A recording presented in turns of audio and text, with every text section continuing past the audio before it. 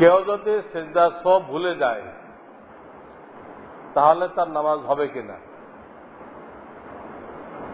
আগে দেখতে হবে যে ভুলের কারণে সে সিজদা সো করতে চেয়েছিল আসলে ওই ভুলের কারণে সিজদা আসে কিনা। অনেকে অনেক ভুলের দরুন সিজদা করে, তো সেখানে আসলে কি হবে না।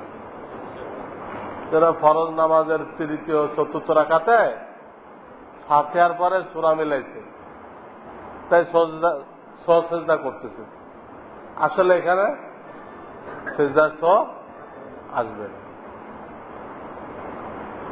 এই জন্য আগে দেখতে হবে সে যে সিজদা সো করতে চাইছিল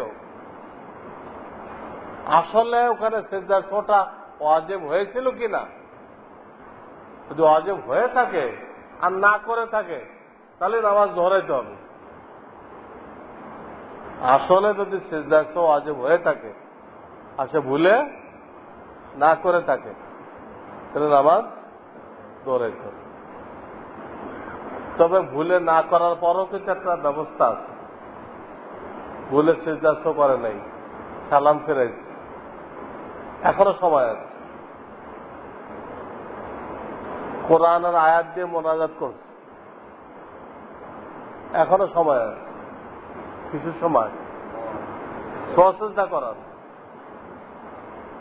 সালাম ফেরানোর পরও আছে, কোরআন বা হাদিসের দোয়া যদি পড়ে থাকে এখনো সিজদা করার সময় আছে। সেটা আন্তিক সালাম ফেরে দুঃসিজদা করে আবার আত্মাতে পড়ব। কিন্তু যদি কথাবার্তা বলে ফেলে তা সিনা কিবলার থেকে ঘুরে যায় তাহলে আর কি নেই, আর সুযোগ নেই।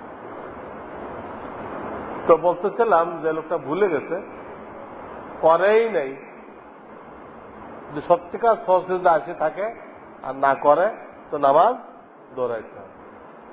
আর জানা যায় না ওই ভুলের কারণে কি হয় না, সিজদা আসে না, তাহলে ওই লোকটার আর নামাজ দৌড়াইতে হবে না।